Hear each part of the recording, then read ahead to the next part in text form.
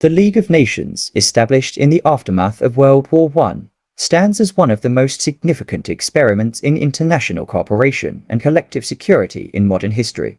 Conceived amidst the devastation of a global conflict, its creation was driven by a profound desire to prevent future wars and promote peace through diplomacy and collaboration. This video will delve into the origins of the League, the reasons for its establishment, and the factors contributing to its ultimate failure. The First World War, lasting from 1914 to 1918, left an indelible mark on the world. With millions dead, entire economies shattered, and vast swathes of land ravaged by warfare, the desire for lasting peace was paramount among the world's nations. As the conflict drew to a close, world leaders sought to create a new international order that would prevent such a cataclysmic event from occurring again. At the forefront of this effort was US President Woodrow Wilson, whose 14 points outlined a vision for post-war reconstruction and international cooperation. Central to Wilson's vision was the establishment of an international organization that would serve as a forum for resolving disputes peacefully, promoting disarmament, and fostering economic and social cooperation among nations.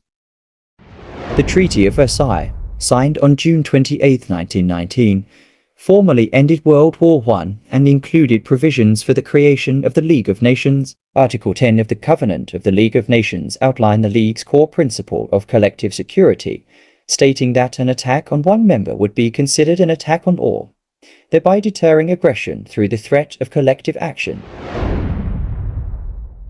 At its core, the League of Nations was founded on the principle of maintaining international peace and security. Through arbitration, mediation, and diplomatic dialogue, it aimed to prevent conflicts from escalating into full-scale wars and to resolve disputes peacefully. Central to the League's mission was the concept of collective security, whereby member states agreed to come to the defense of any member that was attacked. This principle was intended to deter aggression by presenting a united front against potential aggressors. Recognizing the role of militarism in fueling conflicts, the League advocated for disarmament as a means of reducing the likelihood of war. It sought to limit arms production, regulate the international arms trade, and promote transparency in military expenditures.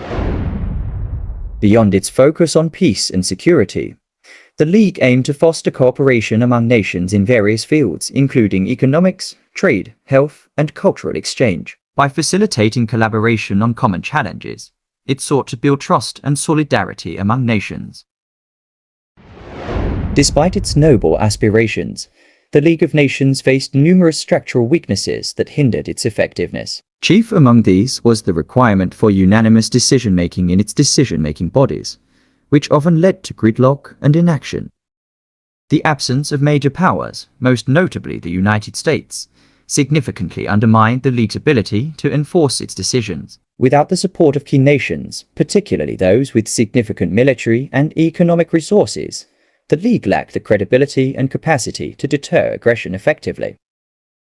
While the League had mechanisms for imposing economic sanctions on aggressor states, these measures were often ineffective due to the reluctance of member states to enforce them fully. Economic interests and concerns about retaliation often outweighed the desire to uphold collective security. The 1930s saw the rise of totalitarian regimes in Germany, Italy, and Japan, which openly defied the principles of the League and pursued aggressive expansionist policies. The League proved powerless to halt their militaristic ambitions, further eroding its credibility and effectiveness.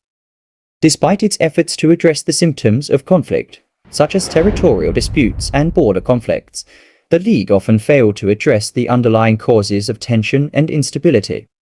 Deep-seated grievances, economic inequalities, and nationalist aspirations continue to simmer beneath the surface, fueling resentment and mistrust among nations. Despite its failure, the League of Nations laid the groundwork for the establishment of its successor, the United Nations, in 1945. Drawing on the lessons learned from the League's shortcomings, the UN was designed to be more inclusive, with broader membership and stronger mechanisms for conflict resolution and peacekeeping. The League's advocacy for international cooperation and diplomacy has left a lasting legacy in the realm of global governance. While its efforts were ultimately unsuccessful in preventing another world war, its ideals continue to inspire efforts to promote peace, security, and cooperation among nations. The League's failure to prevent the outbreak of World War II serves as a sobering reminder of the challenges inherent in maintaining international peace and security. It underscores the importance of addressing root causes of conflict, building inclusive institutions, and fostering dialogue and cooperation among nations. The League of Nations stands as a testament to humanity's enduring quest for peace and cooperation in a world often torn apart by conflict and division. While its failure to prevent another world war remains a sobering reminder of the complexities of international relations, its ideals continue to shape efforts to promote peace, security, and prosperity for all nations.